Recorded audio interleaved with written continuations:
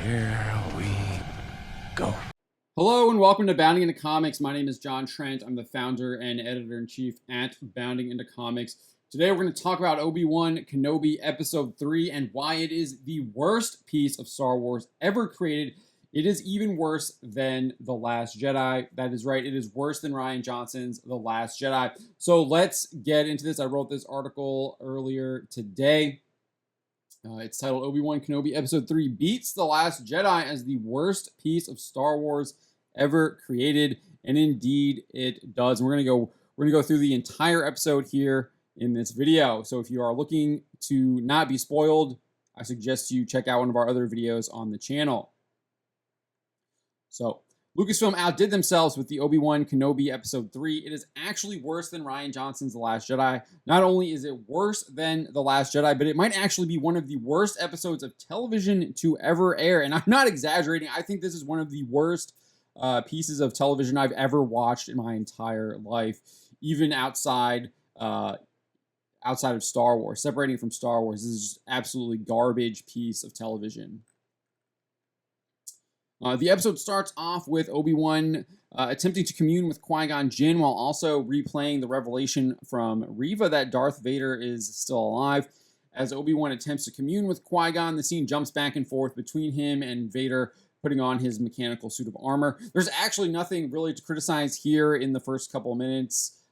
It works for the show. Obviously, you can take issue with the fact that Obi-Wan didn't realize Vader was alive after 10 years, and it was Reva that had to do that. But I'm just kind of going to ignore that as far as this episode is concerned. Obviously, there's problems with that, but as far as the way the show has kind of set this up, I'm just going to ignore that for this point. However, it then transitions to Reva reporting to Vader that they are attempting to track Kenobi and have sent out probes.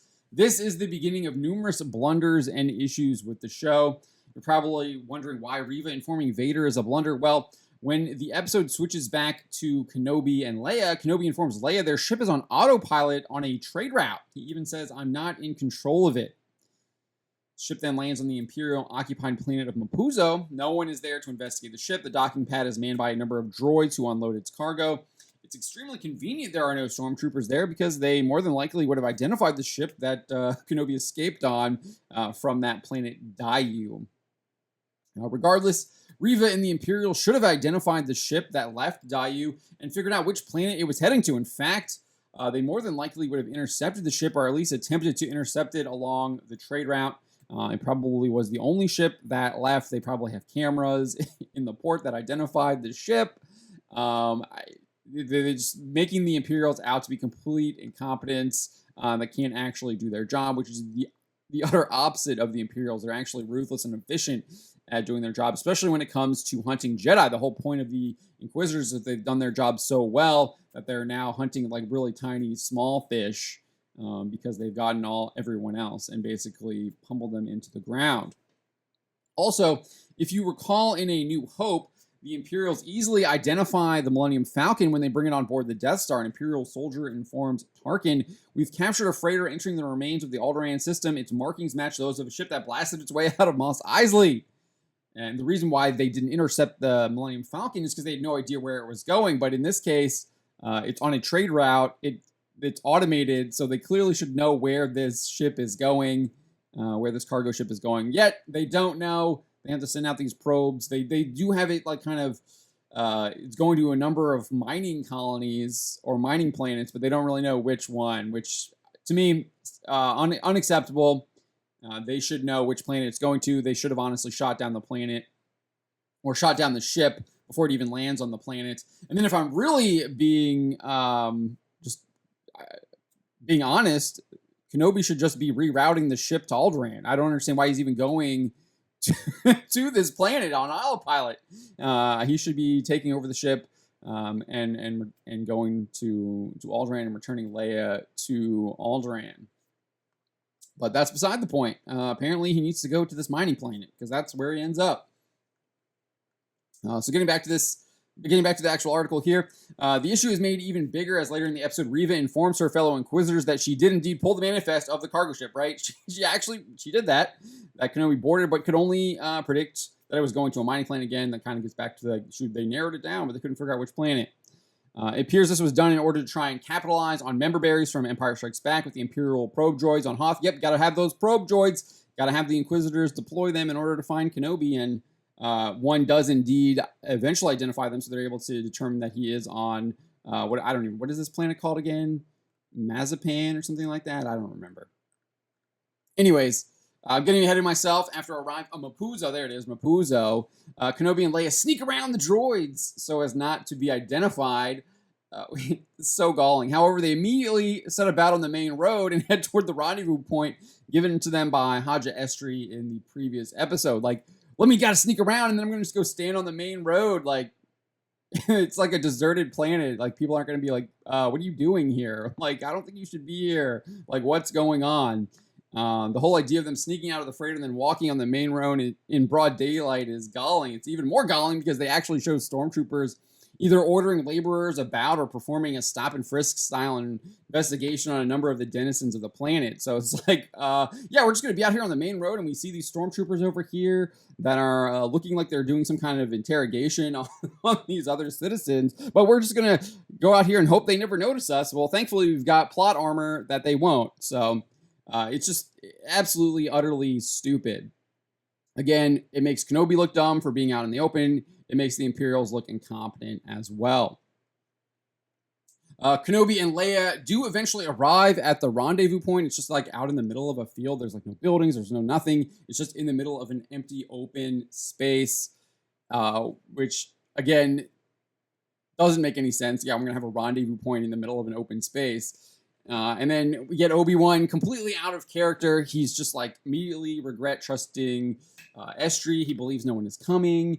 And he doesn't wait around to see if anyone's coming. Literally, as soon as him saying like, oh, we got here and there's no one here, he's just like, we've been duped. He doesn't wait around. He doesn't see if it's a trap. He doesn't wait at all. There's zero patience. Jedi, we know, have patience. Obi-Wan apparently doesn't have patience anymore. Again, absolutely terrible writing, because as soon as they arrive, Leia's like, I'm in charge now. And she sees a transport ship or transport coming down the road. She runs up to it and is like, hey, can you give us a ride to the nearest spaceport?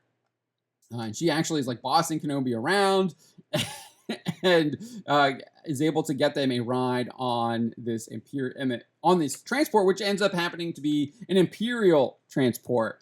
Again, another point of making Kenobi look weak and clueless, the complete opposite of who Obi-Wan Kenobi is. As an aside, who knows why they even need to go to the port in the first place? They could just return to the unguarded cargo ship they were previously on. In fact, who knows why they even took the trade route to Mapuzo? I kind of already talked about this. First, instead of just rerouting to Alderaan and returning with Leia. The whole point of arriving on the planet doesn't make any sense. Kenobi more than likely, like I said earlier, could have rerouted the ship to any location and then made his way back to Alderaan. Remember, his mission is to take Leia to Alderaan. It's not to go to Mapuzo. So none of this makes any sense. Who knows why they need to go to the port? They could have just gone back to that unguarded cargo ship that they got there in the first place and returned to Alderaan from there. It's all completely and utterly contrived. And again, when you stop to ask any kind of simple questions like this, it doesn't make any sense. The people at Lucasfilm clearly didn't ask even the tiniest bit of questions about their own show. Remember, they actually had to rewrite all of these scripts, and this is what they came up with after the rewrites. Absolute and utter garbage, the worst piece of Star Wars that has ever been created. So after Leia gets them a ride on the space truck to the port, a random patrol of 4 stormtroopers are also picked up who are out looking for a Jedi. Conversation is struck up, and it's Obi-Wan Kenobi who almost blows their cover by calling Leia by her name instead of Luma, the cover name she was using. The scene doesn't completely destroy Kenobi's competence, as he does quickly think up a story to cover for his mistake. However, in my mind, it's a mistake Obi-Wan Kenobi would never make. He's too disciplined to make that mistake. And I don't care how they want to depict him. Obi-Wan Kenobi wouldn't do that. He wouldn't be in the state that they have him in the show. So I completely and utterly reject the characterization of Obi-Wan Kenobi that they have him in the show, and specifically this episode. After the stormtroopers are dropped off, Kenobi and Leia decide to have a whole conversation about him joining the Jedi and being a Jedi, while the Imperial truck driver more than likely can hear them. That's right, this guy can literally hear them probably talking about him saying that he's a Jedi. They're literally feet away from this guy, feet away from the driver in the back of the truck that just dropped off the stormtroopers, and they're talking about Jedi. It's just plain stupid. There's no other way to really describe this. That's what it is. And again, it's just another instance of showing Kenobi as an imbecile, which is exactly what I think Lucasfilm set out to do. It's what they did to Luke Skywalker. It's pretty much what they do to all of their male characters, Han Solo, and the trend is not going to change. Kathleen Kennedy made it very clear before The Force Awakens even came out that is exactly what she planned on doing to Star Wars. So the space truck eventually arrives at an Imperial checkpoint. Kenobi notices it and tries to depart the vehicle because that's not going to raise alarms. Oh, I see a checkpoint. I need to get out of the vehicle now. How dumb can you be, Obi-Wan? Apparently, you're as dumb as the writers writing it. But like, do you remember in A New Hope where he actually uses a Jedi mind trick when they are stopped by a patrol in Mos Eisley? He's like, these are not the droids you're looking for. Apparently, the writers of the episode didn't watch that or didn't remember it because Kenobi's too preoccupied with trying to exit the space truck before arriving at the checkpoint. Nevertheless, when they get to the checkpoint, the driver, an alien named Freck, who's literally like a naked mole rat. I'm sorry, there's absolutely zero creativity here. I just not a fan of this design whatsoever. Informs the stormtroopers that Kenobi is suspicious. Like, I don't understand why he's informing these stormtroopers that Kenobi's suspicious when he literally was carrying a squad in his truck just moments ago before dropping them off and didn't say anything to them about it. But again, points to just how absolutely awful the writing is in the show and why it makes no sense. But what ends up happening is that Kenobi is made by the Imperial probe droid, and a gunfight ensues with Kenobi blasting down all 4 of the stormtroopers. He then blasts down the laser blocking the road, which doesn't make any sense either. Like, you could have just walked around it because he doesn't actually go back and get in the transport to like drive through. He just walks through it. So again, stupid. But then as soon as he and Leia walk through this gate that he destroyed, 3 stormtroopers show up on their own transport. And Kenobi immediately surrenders. He's literally, you can see here, he literally gets down on the ground, face down, Leia's face down. He's giving up. And then the reason why he does this is simply because this rebel spy is disguised as an Imperial officer and has to save him, and kills and shoots the 3 stormtroopers in the back. I guess he shoots this guy in the front because he turned around, but shot and killed these 2 guys in the back. And because Obi-Wan, who just killed 4 stormtroopers, can't kill these 3, and when he kills the last stormtrooper of the four originals, he like the stormtrooper has Leia like gunned to her head, and he still shoots him.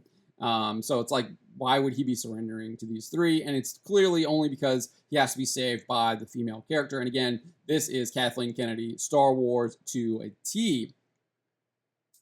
They eventually go to a safe house. The spy takes him to a safe house. They have to wait out an Imperial inspection. The show really kind of drags on here.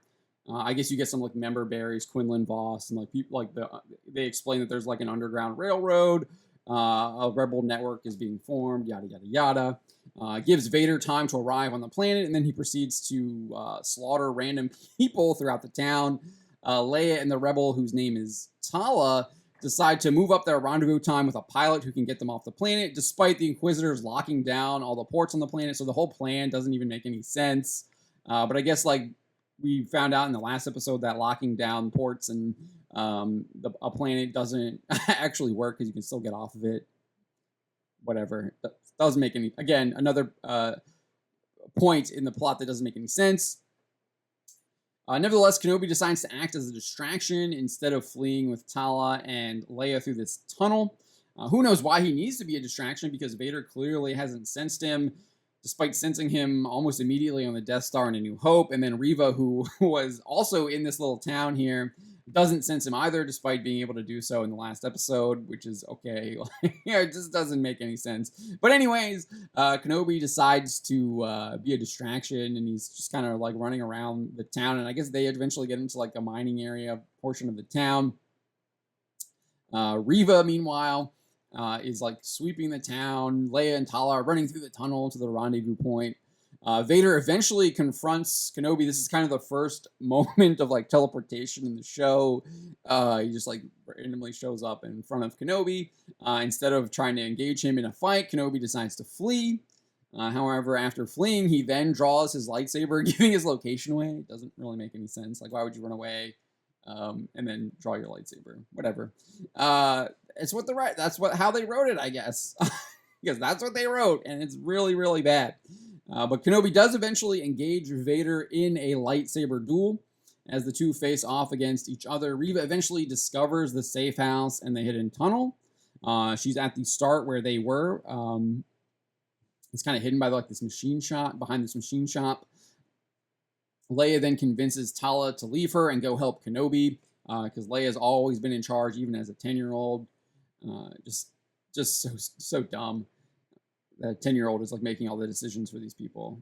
I guess that's really kind of the state we're at in Lucasfilm. You have people that act like 10-year-olds making all the decisions. And then, mind you, they only show one tunnel. There are like no diverging paths, and that'll be important later on because we get all kinds of teleportation in this episode. And it's not using the Force like Luke does in The Last Jedi. They literally are like physically teleporting somehow. Vader does eventually defeat Kenobi. He uses the Force to lift him up into the air and then drags him into a fire that he sets. Tala somehow arrives on the scene and begins shooting stormtroopers who had shown up, despite one of the Inquisitors revealing that Vader wanted to fight Kenobi alone, but the stormtroopers are there. And then Tala shoots them. Somehow she like evaded Riva somehow, despite Riva being at the beginning of the tunnel and Tala having to like go back through the tunnel to get to Kenobi. Who knows? Doesn't make any sense. Teleports there. She then sends a loader droid to rescue Kenobi. As the droid picks up Kenobi, Vader just stands and watches and allows him to be taken. Remember, if he just lifted Kenobi up with the Force and threw him into the fire, and he could have done the same exact thing with this droid, yet he just stands there and doesn't do it. Meanwhile, Leia is still running through the tunnel. She gets to the end of the tunnel, and guess who's there to capture her? Riva. Riva has somehow arrived at the end of the tunnel, killed the pilot. Who knows how she figured out where the tunnel ended up. I guess by discovering the entrance to the tunnel allowed her to figure it out, and then she used her super parkour moves that we got to see in episode 2 that like made her late to the scene. Arrived at this long end of the tunnel somehow and is able to capture Leia. Again, absolutely makes zero sense whatsoever, and that's how it ends. And then if you just want to point out this like huge major continuity issue with Star Wars in general, I think that the fact that Vader's actually even here makes it really hard for me to imagine. I think make it hard to anyone imagine how he wouldn't put 2 and 2 together and figure out that Leia might be his child or somehow connected to his past. Like, why is Obi-Wan trying to protect this child? She's obviously adopted daughter of like Bail Organa. She happens to be the same age as a kid that I might have had with Padme. I don't know. I think he might have put 2 and 2 together. He's not that stupid. He's actually quite cunning and smart. So that's also like a big, huge issue overarching, but not like specifically with the show. And then kind of to just like kind of wrap it up here. Oh, here you can see how close he is, right? Like he had already lifted him up from here, threw him in the fire, and then he sends the stormtroopers to, you can see them like kind of right here at the edge. He sends the stormtroopers to go get Obi-Wan. Tala is here and starts shooting them. Vader like doesn't like throw his saber to kill her or anything. He just literally stands there and watches as this droid comes over to pick Obi-Wan up and just walk away. I mean, this does like get lit back up on fire, but still, I mean, Vader could have just like leapt over it. I mean, there's so many things he could have done. Just use the Force, drag Kenobi back in the Force. Doesn't make any. It's just absolutely anticlimactic and just a blunder, an absolute blunder, and it's an insult to your intelligence, to my intelligence, to anyone who has followed Star Wars for any amount of time's intelligence. But to conclude here, this is the worst piece of Star Wars ever created because it breaks long-lasting Star Wars continuity, treats its characters like idiots, has a nonsensical plot that even the smallest questions expose. The Imperials can't track a cargo ship. Obi-Wan allows the cargo ship to fly on autopilot. Leia bosses Obi-Wan around. Obi-Wan is routinely saved by Tala. Characters teleport around the planet. Freck informs one group of stormtroopers that Kenobi and Leia are suspicious, but not another. And then one group of stormtroopers call in a probe while another don't. None of it adds up. None of it makes any sense. It's just absolute garbage. And it is indeed the worst piece of Star Wars ever created. And those are my final thoughts on the matter. And maybe the episode 4 will be even worse. I hope it can't get any worse than this because this is absolutely horrible. I mean, it's possible that it could be worse because, I mean, how you can't get any, where do you go to get better from here? I don't think you can. I think it can only get worse. And I gave this a 10 out of 100 or 1 out of 10, however you want to rate it. Absolutely terrible show. Not just from a Star Wars perspective, but from a television perspective. Well, what you thought about episode 3 of Obi-Wan Kenobi. My name is John Trent, and you've been watching Bounding into Comics.